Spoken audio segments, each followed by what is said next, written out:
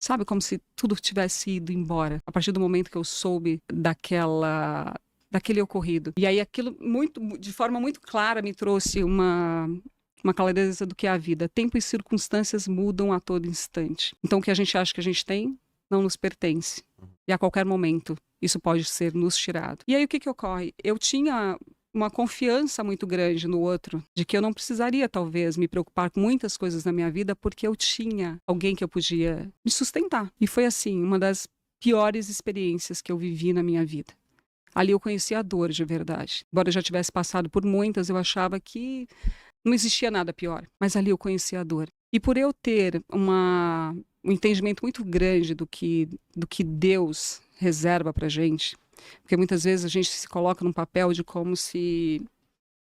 Por que que eu tô passando por isso? Eu sou tão boa, eu não mereço.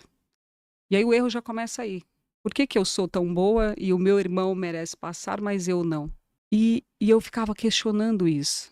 Caramba, eu não mereço passar por isso, porque eu já sofri muito, isso aqui era meu sonho. O Senhor me entrega o meu sonho, de repente me tira isso. E agora? Como é que eu faço para reconstruir isso de novo?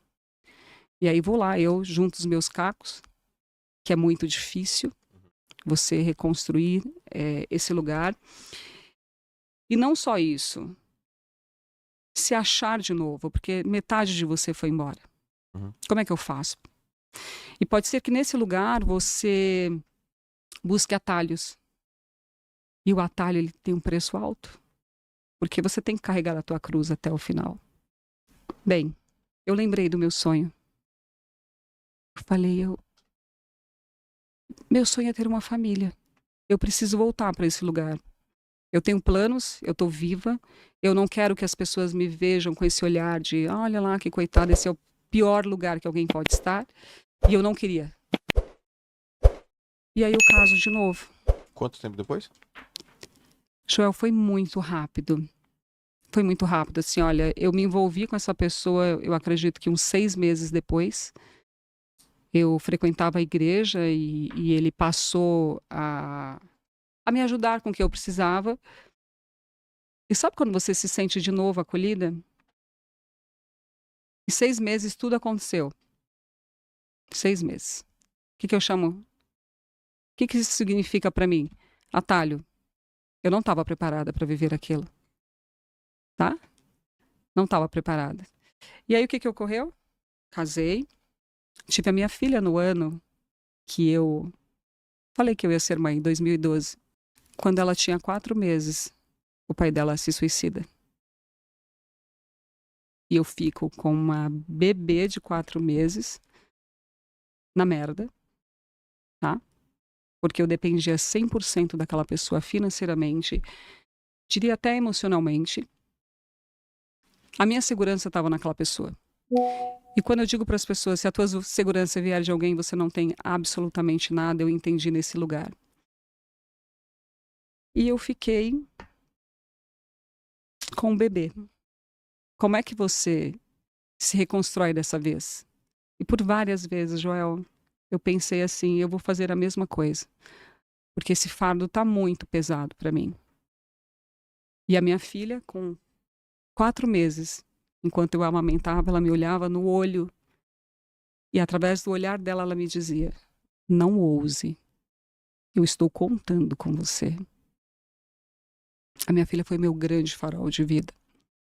E a dor, ela faz parte do processo. Eu não conheço ninguém que tenha chegado em algum lugar sem a dor.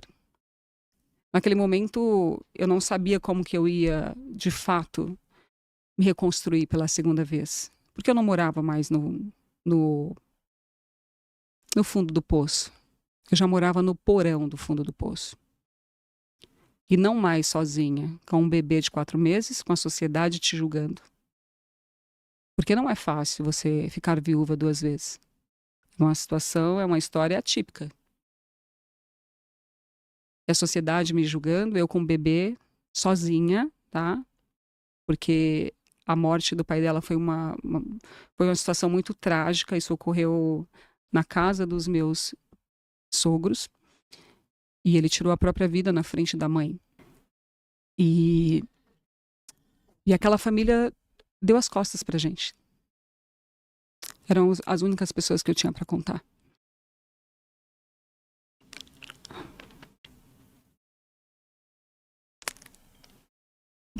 Calma.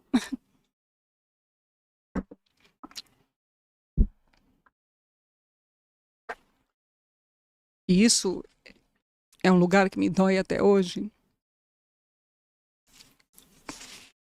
Porque por várias vezes eu tive que deixar minha filha. Primeiro que ela voltou. Perdão. Ela foi para o berçário com 4 meses. Eu não pude ser mãe da Valentina. Com 4 meses ela não via mais o pai nem a mãe. Eu saía às 5 da manhã para ir trabalhar, porque eu tive que voltar a trabalhar muito rápido. Eu estava fora do mercado. Eu sou formada em moda, né? E eu falei, como é que eu vou me recolocar nesse lugar? Eu pedi um emprego pro meu ex-chefe. Falei, pelo amor de Deus, essa é a minha situação e eu tenho uma filha para criar.